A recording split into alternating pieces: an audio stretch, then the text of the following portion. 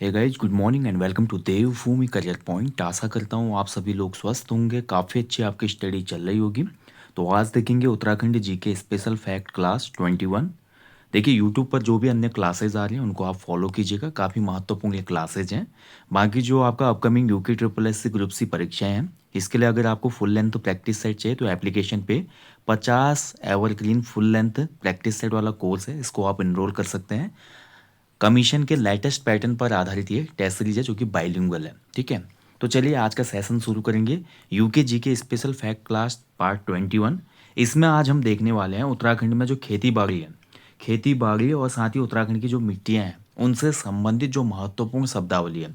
क्योंकि आजकल आयोग के जो पेपर हो रहे हैं उसमें ऐसे प्रश्न पूछे जा रहे हैं। एक तरफ आपका उत्तराखंड के स्थानीय शब्दों को दे रहा है, दूसरी तरफ हिंदी में दे रहा है और मैच करने को बोल रहा है। तो आपको ये अच्छे से पता होना चाहिए। ये आपका स्टेटमेंट आ रही है, स्टेटमेंट में आगे दे रहा है कि जो हमारी सिंचाई वाली भूमि होती है, या जैसे कि मान लीजिए खेतों का जो समूह होता है उसको क्या कहा जाता है, सिंचाई के लिए जो हमारी टेम्पररी एक कैनाल बनाई जाती है उसको क्या कहा जाता है, वो आगे शब्द दिया होगा। तो कौन सा असत्य है कौन सा सत्य है, ये क्वेश्चन आप तब कर पाएंगे जब आपको इस प्रकार के टॉपिक पहले से ही कवर होंगे। ठीक है, तो स्पेशल फैक्ट क्लासेज है, जैसा कि मैंने आपसे प्रॉमिस किया है, स्पेशल फैक्ट क्लासेज में आपको जो भी आपका सिलेबस है उसके अतिरिक्त अन्य महत्वपूर्ण फैक्ट से संबंधित क्लासेस प्रोवाइड कराई जाती हैं। तो चलिए देखेंगे, आज हम देखेंगे उत्तराखंड में खेती बाड़ी और मिट्टी से संबंधित महत्वपूर्ण शब्दावली। ठीक है, तो चलिए सबसे पहले बात करते हैं। देखिए सिंचाई वाली भूमि, तो उत्तराखंड में जो हमारा इरिगेशन वाली लैंड होती है यहाँ पर, यानी कि जहाँ पर बहुत अच्छी सिंचाई होती है,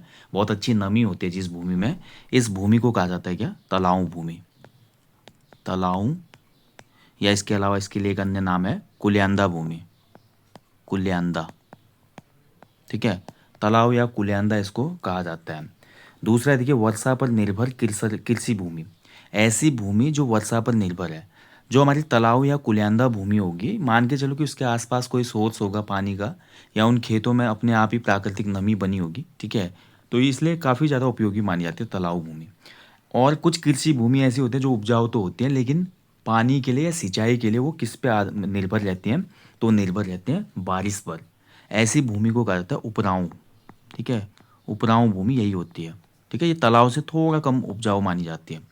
इसके बाद देखिए तीसरा जो हमारा है, देखिए जंगल से लगी कृषि भूमि। तो उत्तराखंड में जो जंगल से लगी हुई कृषि भूमि होती है इसको कहा जाता है इजर। ठीक है, इजर इसको कहा जाता है। इसके अलावा इसको इजरान भी कहा जाता है, इजरान। इसके अलावा इसको कटुला भी कहा जाता है, कटुला। ठीक है, इसके अलावा इसको वन भूमि भी कहा जाता है जिसको हम कहते हैं बुंगिया भूमि, बुंगिया। तो ये चार नाम है, ध्यान रखेंगे। जंगल से लगी जो कृषि भूमि होती है, हालांकि ये दोयम दर्जे की कृषि भूमि या तीसरे दर्जे की कृषि भूमि होती है। इसमें अमूमन जो हमारे पर्वतीय अंचलों के लोग हैं वो इजर या इजरान भूमि में मोस्टली मोटा अनाज बोते हैं, क्योंकि उतनी उपजाऊ नहीं मानी जाती और हर तीसरे साल लगभग खेती होती है इसमें। ठीक है, जैसे मोटे अनाज में मान लो आप कोंदो जो होता है, रागी मडुआ जिसको कहते हैं। इसके अलावा आपका ज्वार वगैरह हो गया। ठीक है, कुछ ऐसे मतलब, या चूआ की खेती इसमें की जाती है।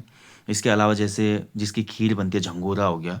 ठीक है, और कई जगह पे कुमाऊं अंचलों में जैसे दालें होती हैं जो काफ़ी ज़्यादा, मतलब ज़्यादा उपजाऊ भूमि ना भी हो तो उग जाती है, जैसे मसूर की दाल जो होती है। ठीक है, मसूर, तो ये सब इसमें उगाई जाती है। मसूर हो गई, गहत हो गई। ठीक है, सोयाबीन हो गया। तो ये ऐसी भूमियों में उगाया जाता है। अब देखिए इजर भूमि थोड़ा महत्वपूर्ण इसलिए है। देखिए जो हमारे गांव होते हैं, गांव के आसपास पशुओं को चराने के लिए भी लोग कहाँ भेज देते हैं, इजर में। ठीक है, ये भी ध्यान रखना है आपने। मान लीजिए किसी गांव में किसी के पास गाय बकरियां हैं ज़्यादा। ठीक है, तो खेतों में तो वो भेज नहीं सकते, खेतों में खेती है भाई, फसल है और इसके अलावा सब्जियां लगी हुई है। तो जो हमारे गांव से ही लगी जो जंगल की भूमि शुरू होती है, इजर या इजरान या बुनिया भूमि, यहीं पर मवेशियों को चराने के लिए भी भेजा जाता है। ठीक है, ये आपको ध्यान रखना है। चलिए आगे देखेंगे। अगला देखिए नदी घाटी से लगी कृषि भूमि। तो ऐसी भूमि जो नदी घाटी में हो और उसमें कृषि होती हो, तो इसको कहा जाता है, अलग अलग नाम है, इसको सेरा भी कहा जाता है। ठीक है, सेरा, सेरा। जैसे उत्तराखंड में बहुत से ऐसे सेरा आपको सुनने को, धपोला सेरा, सांवली सेरा। ठीक है, और भी नाम है, अभी याद नहीं आ रहा मुझे। इसके अलावा देखिए बगड़ कहा जाता है, जैसे नारायण, नारायण बगड़ चमोली का। ठीक है, और इसके अलावा इसको श्यार भी कहा जाता है। ये तीन नाम है। ठीक है, नदी घाटी से लगी जो भी कृषि भूमि होगी ये आपकी अमूमन समतल टाइप की भूमि होती है और इसको सेरा बगड़ या श्यार भी कहा जाता है। ठीक है, अगली है देखिए दलदली कृषि भूमि। तो दलदल जो होता है वेटलैंड, तो ऐसी कृषि भूमि जो वेटलैंड में होती है, यानी कि पूरा कीचड़ टाइप की भूमि होगी। और मोस्टली इसका प्रयोग होता है धान की खेती में, क्योंकि धान ही होता है जो सबसे ज़्यादा पानी वाली खेती होती है ना। तो दलदली कृषि भूमि को उत्तराखंड में कहा जाता है सीमार। सीमार इसको कहा जाता है। केदार भूमि भी कहा जाता है दलदली भूमि को, केदार। या इसका एक और नाम है गजार। ठीक है, सीमार, केदार, गजार जो है ये दलदली कृषि भूमि होती है उत्तराखंड में। अगला देखिए पथरीली कृषि भूमि। अब ऐसी कृषि भूमि जहाँ पर पत्थरों की मात्रा ज़्यादा है खेत में, ठीक है, तो ऐसी कृषि भूमि को कहा जाता है औखड़। औखड़, ठीक है। या इसको कहा जाता है आपका ढुंगवाड़ी भी कहा जाता है, ढुंगवाड़ी, ढुंगवाड़ी। ठीक है, ढुंग मतलब पत्थर। मैंने आपको किसी वीडियो में बताया उत्तराखंड में जो पत्थर होता है ना उसके लिए ढुंग शब्द यूज होता है, पत्थर को ढुंग कहा जाता है यहाँ पे। चलिए अगला देखिए निकृष्ट कृषि भूमि। देखिए निकृष्ट मतलब ऐसी कृषि भूमि जो बिल्कुल ही खत्म है, निकृष्ट है बिल्कुल। ठीक है, तो निकृष्ट कृषि भूमि को कहा जाता है उत्तराखंड में कटील भूमि। कटील यानी कि कटील है, इसमें मान के चलो कि कुछ नहीं होगा पैदा, वही झाड़ियाँ, कंटीली झाड़ियाँ, इस टाइप की चीज़ें पैदा होंगी। निकृष्ट कृषि भूमि कहलाती है कटील। ठीक है, ऐसे ही देखिए आपका एक और है दो खेतों की जो सीमा रेखा है। ठीक है, अब उत्तराखंड के पर्वतीय अंचलों में आप देखते हैं दोस्तों जो खेत होते हैं, ऐसे खेत होते हैं ना, सीढ़ीदार खेत होते हैं। अब इसमें भी क्या होता है, इधर बीच वाले में ये देखिए बीच में एक पत्थर लगाया जाता है दोनों के, ये आपका खेत हो गया, ठीक है, और इस तरफ मेरा खेत हो गया है। अब इसके बीच का जो डिवाइडर है ये देखिए, दो खेतों की जो सीमा रेखा होती है इसको कहा जाता है ओड़ा। क्या कहा जाता है, ओड़ा। आपने अजय पाल का ओड़ा भी सुना होगा। ठीक है, इसके अलावा इसको ओड़ा या और भी कहते हैं। ठीक है, और थोड़ा डिफिकल्ट है वर्ड, ध्यान रखेंगे। तो ये जो डिवाइडर होता है दो खेतों के बीच में उसको ओड़ा कहा जाता है। अभी देखिए यहाँ से आयोग ने प्रश्न बनाया था आपके ग्रेजुएट लेवल परीक्षा में, खेत का ऊपरी हिस्सा और खेत का निचला हिस्सा। तो खेत का जो ऊपरी हिस्सा होता है, जो सीढ़ीदार खेत होते हैं, देखिए ये सीढ़ीदार खेत है ना, ये तो आपका ऊपरी हिस्सा हो गया खेत का, और ये निचला हो गया। ठीक है, अब खेत का जो ऊपरी हिस्सा है सीढ़ीदार खेतों में या कहीं भी समतल खेत है तो इसको कहा जाता है ऊपरी हिस्से को कनाव। ठीक है, ऊपरी हिस्से को कनाव कहा जाता है या कनाल भी कहा जाता है कहीं कहीं पे। ठीक है, और खेत का जो निचला हिस्सा होता है, खेत के निचले हिस्से को क्या कहा जाता है आपका इचाऊ। ठीक है, इसके अलावा इसको तीर भी कहा जाता है। खेत का जो निचला हिस्सा होता है उसको तीर भी कहा जाता है। ठीक है, ये आपको ध्यान रखना है। चलिए, तीर ही पूछा गया था लास्ट किसी एग्जाम में, स्नातक स्तरीय परीक्षा में था शायद जो रद्द हुई थी। कीचड़, कीचड़ को कहा जाता है देखिए भाई हिल। हिल, हिल पानी धूल। आपने देखा होगा चंद काल में एक टैक्स भी लिया जाता था, हिल पानी धूल। ठीक है, तो ये कीचड़ जो है हिल शब्द यहीं से आया, हिल पानी धूल। और इसके अलावा देखिए कीचड़ को हमारा कछयार भी कहा जाता है। क्या कहा जाता है, कछयार या कछार कह सकते हैं, कछार। ठीक है, चरागाह भूमि। देखिए मैंने आपको बताया जहाँ पे जंगली जो माफ कीजिए जो हमारे पालतू मवेशी होते हैं, तो चरागाह भूमि को देखिए इजरान में भूमि, इजरान जो भूमि होती है चरागाह भूमि के रूप में प्रयुक्त होती है। लेकिन एक स्पेसिफिक वर्ड भी दिया जाता है जहाँ पर गाय बच्चियाँ वगैरह चरती हैं। ठीक है, गाय बच्चियाँ, बकरे, भैंसे, इसको कहा था गोचर। गोचर भूमि, ऐसी भूमि जहाँ पर हमारे मवेशी चरते हैं, चरागाह भूमि को गोचर कहा जाता है। और जो हमारी देखिए उच्च हिमालयी क्षेत्रों में जो चरागाह भूमि होते हैं वो आपको पता है उसको बुग्याल कहा जाता है। ठीक है, बुग्याल। उच्च हिमालयी क्षेत्रों में चरागाह भूमि को बुग्याल कहा जाता है, लेकिन गाँव के समीप जो हमारी चरागाह भूमि होती है उसको गोचर कहा जाता है। ठीक है, खेतों का समूह। देखिए बहुत से खेतों का जो समूह होगा इसको क्या कहा जाता है, सार या सारी। खेतों के समूह को सार या सारी कहा जाता है। ठीक है, तो बहुत सी नई चीज़ें सीखेंगे दोस्तों आज के आप वीडियो में, इस वीडियो में। अगला देखिए जंगल में पालतू पशुओं को रखने की जगह। तो ये मैंने आपको भोटिया जनजाति में पढ़ाया था। भोटिया जनजाति क्या करती है, ऋतु प्रवास करती है ना। ऋतु प्रवास का मतलब होता है भाई गर्मियों में ऊपर बुग्यालों की तरफ ये चले जाते हैं और सर्दियों में वहाँ बर्फ़ पड़ने लगती है तो नीचे नदी घाटियों में आ जाते हैं। तो जंगल में भी ये क्या करते हैं, अपने जो पालतू पशु होते हैं, भोटिया जनजाति के पास देखिए अपना जो गायें होती हैं, याक होती हैं या गाय होती हैं, उसके अलावा जो उनकी भेड़ें होती हैं, तो उनको रखने के लिए जंगल में एक जगह बनाते हैं। ठीक है, और इसी को कहा जाता है आपका खरक। खरक या खर्क। ठीक है, खरक या खर्क कहा जाता है इसको। क्लियर। चलिए अगला है देखिए मकान का निचला हिस्सा जहाँ पालतू पशु रखे जाते हैं। तो ये भी मैं आपको बता चुका हूँ। देखिए पर्वतीय अंचलों में ऐसे मकान होते थे, हमारी तिपारी वाले मकान, ये मकान होते थे। देखिए ऊपर पटाल लगे हैं, पाथर लगे हैं ये। ठीक है, आपने देखा होगा ये पटाल लगे हुए हैं ऊपर, ये मकान का ऊपरी हिस्सा हो गया, ठीक है। और ऐसे ही मकान का निचला हिस्सा होता था, ये मकान का निचला हिस्सा हो गया, ठीक है। अब मान लो इस तरफ से एंट्री है मकान की, ठीक है, तो यहाँ पर आपकी सीढ़ियाँ होती थी, ये सीढ़ियाँ हो गई, और ये मकान का निचला हिस्सा हो गया, ठीक है। ये ऊपर अपना रहने वाला हिस्सा हो गया, ये रहने का हो गया जहाँ मनुष्य रहेंगे। यहाँ जो रहते थे हमारे क्या रहते थे, मकान का निचला हिस्सा जहाँ पालतू पशु रखे जाएंगे, तो यहाँ पालतू पशु रहेंगे। ऐसे ही पुराने घर जितने भी, हमारा भी जो पुराना घर था गाँव में, ऐसा ही घर है, जो कि अब थोड़ा, अब काफ़ी वो हो जाए, जब से पलायन हुआ गांव से, तो मतलब पुराने घर पे है। ऐसा नहीं कि गांव में रहती है, फैमिली गांव में ही है, सभी गांव में अभी तक, लेकिन गांव का जो पुराना घर था, अब तो क्योंकि आधुनिक हो चुके हैं ना घर भी, लोगों ने वही आजकल टीन वगैरह डाल दिए, क्योंकि इसमें काफ़ी समस्या होती है पानी रिसने की। लेंटर वाले घर बन गए, लिंटर वाले यानी कि सीमेंट वाले, ठीक है। तो ये वाले जो घर हैं इनको मेंटेन करना मुश्किल है अब। तो जो पालतू पशु हम नीचे वाले हिस्से में रखते थे, इसको क्या कहा जाता था, गोठ, ठीक है। मैंने आपको पहले भी बताया था, गोठ, ठीक है। गोठियाली भी कहते हैं बहुत जगह, गोठ या गोठियाली भी कहते हैं इसको, ठीक है। तो ये आपको याद रखना है। चलिए आगे बढ़ेंगे। रोपाई, तो रोपाई के लिए क्या शब्द यूज होता है, देखिए हमारा स्थानीय भाषा में रोपणी या रोपै, ठीक है। और मैंने आपको बताया था कुमाऊन अंचल में रोपाई लगाने वाले धान के जो पौधे होते हैं छोटे छोटे बीज से ना, तो जब पौधे तैयार किए जाते हैं उसके बाद धान का खेत तैयार होता है, यानी कि पूरा कीचड़ जैसा बनाया जाता है। उसके बाद जो भी धान रोपने के लिए लोग आते हैं उनको क्या कहा जाता है, पुतारी, धान रोपने वाले, ठीक है। धान रोपने वाले व्यक्तियों का समूह पुतारी कहलाता है कुमाऊनी अंचलों में, ठीक है। चलिए आगे बढ़ेंगे। अगर देखिए खेत का वह समूह जहाँ गेहूँ बोया जाता है, तो ऐसा खेत जिसमें पूरा गेहूँ बोया जाता है उसको क्या कहेंगे, तो खेत का एक ऐसा पूरा पार्ट जहाँ पर गेहूँ बोया जाता है उसको कहते हैं ग्यूंसार। ग्यूं का मतलब गेहूँ, ग्यूंसार, ठीक है। सार मैंने अभी क्या बताया आपको, खेतों का समूह, खेतों के समूह को सार कहा जाता है, सारी कहा जाता है।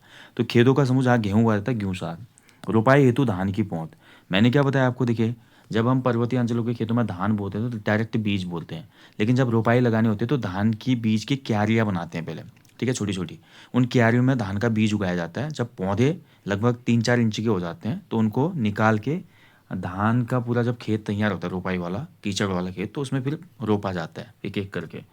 तो रोपाई के लिए जो धान की पौध होती है ना, इस पौध को कहा जाता है बिन या बिजवाड़, ठीक है। धाने बिन कहते हैं तभी, बिन या बिजवाड़, बिजवाड़, ठीक है। धाने बिन या बिजवाड़। सीढ़ीदार खेत की अस्थायी दीवार, आप सभी को पता है हमारे पर्वतीय अंचलों में सीढ़ीदार खेत होते हैं, और सीढ़ीदार खेतों के लिए जो अस्थायी दीवार बनाई जाती है इसको कहता है भीड़, भीड़ कहा जाता है इसको।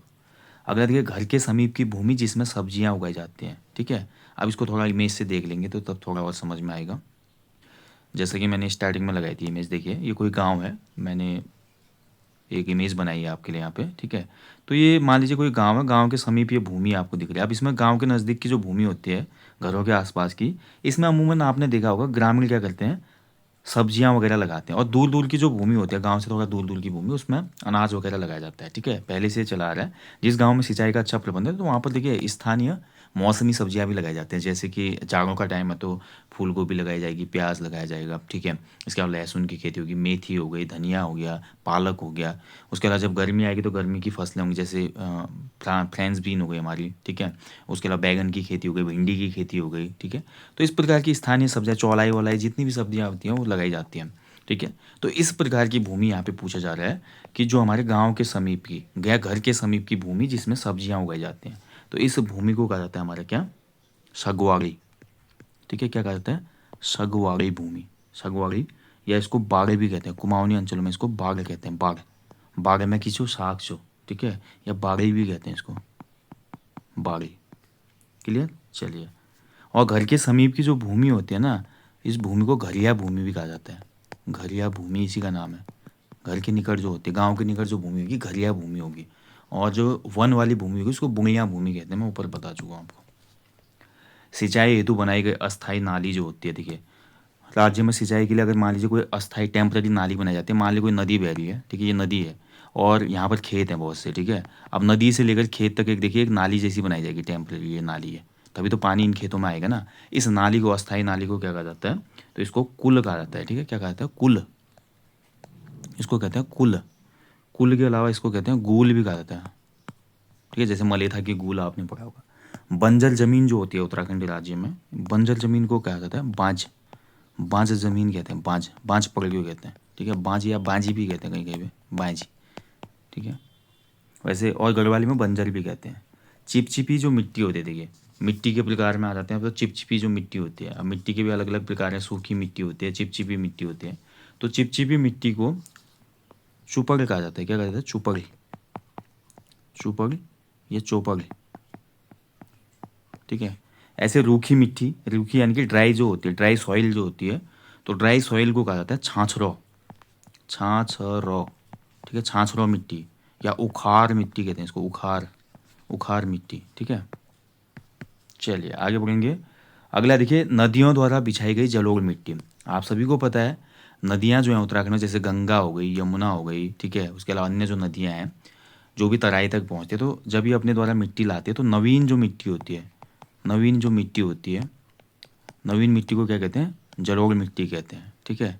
अब नवीन, माफ़ कीजिएगा, नवीन मिट्टी को जो कहा जाता है आपका खादर मिट्टी कहा जाता है। जलोढ़ का जो नवीन टाइप होता है उसको खादर कहते हैं। और जलोढ़ में जो हमारा पुरानी मिट्टी हो जाती है या कछारी जो होती है उसको बांगर कहते हैं, ठीक है, बांगर मिट्टी, ठीक है। ये तो आपने पढ़ा है। यानी कि नदियाँ प्रत्येक वर्ष जो मिट्टी अपने साथ लाती हैं, महीन कण जो अपने साथ लाते हैं, तो नई वाली जो जलोढ़ मिट्टी होती है उसको खादर कहा जाता है, ज़्यादा उपजाऊ होती है। पुरानी जो जलोढ़ मिट्टी होती है उसको बांगर या कछारी मिट्टी कहते हैं, ठीक है। अब नदियों के द्वारा जो ये जलोढ़ मिट्टी लाई जाती है, दोनों टाइप की कह सकते हैं। इस मिट्टी के लिए क्या शब्द प्रयोग किया जाता है, इसको पांग कहा जाता है, ठीक है, पांग। बहुत महत्वपूर्ण है, नदियों द्वारा जो भी जलोढ़ मिट्टी बिछाई जाती है उसको पांग कहा जाता है। जंगल की भूमि मैं आपको बता चुका हूँ, जंगल की भूमि को क्या कहता है, बुंगिया भूमि, बुंगिया, बुंगिया मतलब वन, ठीक है, बुंगिया भूमि। गांव के निकट की भूमि को घरिया भूमि कहा जाता है, ठीक है। क्ले मिट्टी जो होती है, क्ले मिट्टी, जैसे देखिए उत्तराखंड में लोक चित्र कला में मैंने आपको पढ़ाया भी है कि हमारी जो मूर्तियाँ बनाई जाती हैं उत्तराखंड में मिट्टी की, इसको डिकारे कहा जाता है, डिकारे। तो डिकारे हो गए, इस प्रकार की जो मूर्तियाँ बनाने के लिए प्रयोग होती है, खासकर क्ले मिट्टी यूज होती है। आपने देखा होगा जब भी कोई मूर्ति निर्माण है, कोई भी ऐसी हमारी मिट्टी से संबंधित शिल्पकला बनाने, तो क्ले मिट्टी का ज़्यादा प्रयोग होता है। इस क्ले मिट्टी को हमारे उत्तराखंड में कहा जाता है लुआठी। क्या कहा जाता है, लुआठी, ठीक है, लुआठी, लाठी नहीं, लुआठी, लुआठी। खेतों की गुड़ाई करने के लिए जो छोटी कुदाल होती है, देखिए अब देखिए खेतों में गुड़ाई करने के लिए एक छोटी कुदाल का प्रयोग होता है ना। मैं आपको इमेज से दिखाता हूँ, आपने देखा भी होगा, इस प्रकार की होती है कुदाल, ठीक है। ये छोटी सी कुदाल होती है इस प्रकार की, इस कुदाल को कहा जाता है कुटिली, ठीक है। जैसे इस पे एक गीत भी है, हाथ की कुटली हाथ रे जाली, लागला बिलोरी का घाम, जंदिया बोजू छाना बिलोरी, लागला बिलोरी का घाम। तो ये कुटली होती है, ये जो लोहे का, ये जो हिस्सा होता है लोहे का होता है तीखा आगे, और ये जो होता है लकड़ी का, इसमें पूरा हैंडल लगा होता है, ठीक है। और ये कुटली बहुत इंपॉर्टेंट होती है खेतों में, जैसे धान की गुड़ाई वगैरह करना है, वो करना है तो इसमें काम आती है, ठीक है। ऐसे ही जब धान की खेती होती है तो धान की खेती में देखिए दोस्तों, हमारा एक इस प्रकार का लकड़ी का यंत्र भी लगाया जाता है, जिसमें ऐसे ऐसे नुकीले दांत होते हैं लकड़ी के ही, ठीक है। ये भी पूछा था आयोग ने, तब बता रहा हूँ मैं आपको। इसमें दो ऊपर हैंडल होते हैं पकड़ने के लिए, ठीक है। और यहाँ पर एक डंडी होती है जो कि आगे बैल या इंसान खींचता है। तो ये जो हमारे कृषि यंत्र होता है इसको मई कहा जाता है, मई या मैं कहा जाता है, मैं लगाना, ठीक है। जब धान की खेती हो जाती है ना, छोटे छोटे पौधे हो जाते हैं, तो बराबर करने के लिए, खरपतवार निकालने के लिए इस मैं को चलाते हैं, क्लियर। चलिए अगला देखिए, सफ़ेद मिट्टी। तो उत्तराखंड में सफ़ेद मिट्टी देखिए, मैंने खुद इसको प्रयोग किया है। जब बचपन में हम मिट्टी वाले घर में रहते थे, गांव वाले मिट्टी के घर में, तो दिवाली के टाइम पे जब हम जाते थे छुट्टियों में, तो दिवाली के टाइम पे जो हमारे कमरे होते थे, मिट्टी वाले कमरे, उन कमरों में दीवारों को इसी सफ़ेद मिट्टी से पेंट किया जाता था, इस लोकल मिट्टी से पेंट किया जाता था। और इस सफ़ेद मिट्टी को कहा जाता है कमेट। जैसे चूना होता है ना, सेम चूने की तरह होती है कमेट या कमेड़ा। कमेट या कमेरा जो मिट्टी होती है सेम चूना जैसा होती है, लेकिन चूने में देखिए आपका थोड़ा हार्श होता है चूना, जैसे हाथ डालेंगे तो जल जाता है, पानी के साथ रिएक्शन करता है ना वो। लेकिन कमेट जो होती है ना, कमेट मिट्टी बहुत शीतल मिट्टी होती है। कई बार इसका प्रयोग क्या किया जाता था गाँव में, मैंने देखा था, जो भैंस होती थी, भैंस या गाय, जब उनके पेट में ज़्यादा गर्मी हो जाती थी तो कमेट मिलाया हुआ पानी भी उनको पिलाया जाता था, या उनके शरीर में कमेट का लेपन किया जाता था। ठीक है। और ऐसे ही घर की दीवार को जब कमेट से लेपित किया जाता तो घर की दीवारें बहुत शीतल रहती थी, साथ ही उसमें शाइनिंग आती थी, और रोशनी ज़्यादा होती थी। और ये तक बोला जाता था कि कमेट लगाने से जो इस कमेट की मिट्टी में जो भी उसमें इसके अंतर्गत जो भी तत्व रहते होंगे उसकी वजह से कीड़े मकोड़े वगैरह भी घर में नहीं आते। सफ़ेद मिट्टी की तरह देखिए उत्तराखंड में लाल मिट्टी जो होती है, इसको लाल मिट्टी को तो वैसे लाल मिट्टी कहा जाता है, माट कहा जाता है, लाल मिट्टी जो गेरू जैसी होती है। तो कई जगह लाल मिट्टी के ढेर भी होते हैं पर्वतीय अंचलों में, जहाँ से लाल मिट्टी की खुदाई की जाती है। और जो पुराने घर होते हैं, इनकी जो भी फर्श वगैरह होते हैं पुराने घरों के ना, वो लाल मिट्टी से ही गोबर मिला के लीपे जाते थे। आज भी आपने देखा होगा, जब भी फूलदेई पर्व आता है या कुछ ऐसे पर्व आते हैं तो अपने पुराने घरों की देहरियों को हम गोबर और इस लाल मिट्टी से लीपते हैं। उसके बाद फूल और चावल फेंकते हैं देहरी में, ताकि सुख समृद्धि घर पे बनी रहे, है ना। तो उत्तराखंड में देखिए जानने को बहुत कुछ है, अगर आप बहुत डेप्थ में देखेंगे दोस्तों, बहुत मज़ा आता है अपने कल्चर को देख के। और आज देखिए उस उम्र की कुछ बातें भी याद आते हैं जो हम सब चीज ये प्रैक्टिकल किया हुआ है। देखिए प्रैक्टिकल करने में और पढ़ने में बहुत अंतर होता है ना। जैसे मैं सफ़ेद मिट्टी वाली आपको बता रहा हूँ, कमेट, इसके कमेट की मिट्टी जहाँ होती थी वहाँ से हम लाते थे थैलों में, फिर पानी में घोलते थे, फिर उसके बाद पेंट करते थे। ठीक है। तो बड़ा ही मज़ा आता था। कमेट की मिट्टी से कोई रिएक्शन नहीं, शरीर में गिर के मान के चलो, जैसे आज हम कोई चेहरे पे कोई भी फेस पैक लगा रहे हैं, वैसा ही एक नेचुरल फेस पैक है। और कमेट वाली जो सफ़ेद मिट्टी थी, थोड़ा एक ध्यान रखेंगे दोस्तों, कमेट वाली जो सफ़ेद मिट्टी कमेट है ना, कमेट वाली मिट्टी अमूमन ऐसी जगहों पर मिलती है जहाँ पर प्राकृतिक कोई जल स्रोत भी होता है। प्राकृतिक जल स्रोत ज़्यादा होता है कमेट वाली जगह पे। ठीक है। तो यहाँ से अगर कोई जल स्रोत आ रहा है तो उसमें भी थोड़ा थोड़ा कमेट वाली मिट्टी मिल के आएगी। अब इस कमेट वाली मिट्टी में बहुत से तत्व होते हैं, जैसे कि हमारी बॉडी के लिए जो आवश्यक होते हैं, मैग्नीशियम हो गया, पोटेशियम हो गया, सूक्ष्म मात्रा में। तो प्रकृति ने देखिए कितनी अच्छी रचना की है। बांज का जंगल जो है भाई, बांज के जंगल से आपने हरा सोना कहा जाता है। और बांज के जंगलों में ही मैक्सिमम हमारे क्या होते हैं, वाटर के सोर्सेज होते हैं। उत्तराखंड में आप देखेंगे स्रोत होते हैं ना, जलधारे स्प्रिंग्स होते हैं जो। अब बांज के जंगल में जो बांज का पेड़ है भाई, वो आपका ग्रीन गोल्ड कहा जाता है। रीज़न ये है कि उस जंगल का जो पानी होगा ना, बहुत ही शुद्ध पानी होता है। और बांज की जो जल धारण क्षमता है बहुत उच्च कोटि की होती है। बांज का जो जंगल है वो हमेशा आप देखेंगे कि बहुत हरा भरा रहता है, एक अलग ही वाइब्स होती है वहाँ पे। बांज की लकड़ी का मल्टीपल यूज होता है, सूखी लकड़ी जलाने के काम आती है, तो बहुत उच्च दक्षता वाला ईंधन होता है। यानी कि जैसे चीड़ की लकड़ी और बांज की लकड़ी सेम मोटाई की आप जलाएंगे ना, चीड़ की लकड़ी जल्दी जल खत्म हो जाएगी जल के, लेकिन बांज की लकड़ी बहुत लंबे समय तक जलेगी। कोयला बहुत अच्छा बनेगा रोटी सेकने के लिए। उसके अलावा बांज की जो हरी पत्तियाँ आती हैं, नई नई कोपलें, पशुओं का चारा बनता है। सूखी पत्तियों को लाओ गोबर के साथ डाल दो तो कंपोस्ट खाद बनती है। तो सब कुछ दिया है प्रकृति ने, बाकी क्या चाहिए। चलिए दोस्तों यहीं पे सेशन समाप्त करेंगे। टॉपिक अच्छा लगा हो, मेहनत अच्छी लगी तो एक लाइक करना, शेयर करना, और एक बहुमूल्य कमेंट देना ना भूलें नीचे कमेंट बॉक्स में। बाकी जल्दी मुलाकात होगी नेक्स्ट सेशन में। हमेशा की तरह बोलूँगा, अपने जीवन में कम से कम एक वृक्ष अवश्य लगाएं और लोगों को भी इसके लिए अवेयर करें। Thank you for watching. जय हिंद, जय देवभूमि।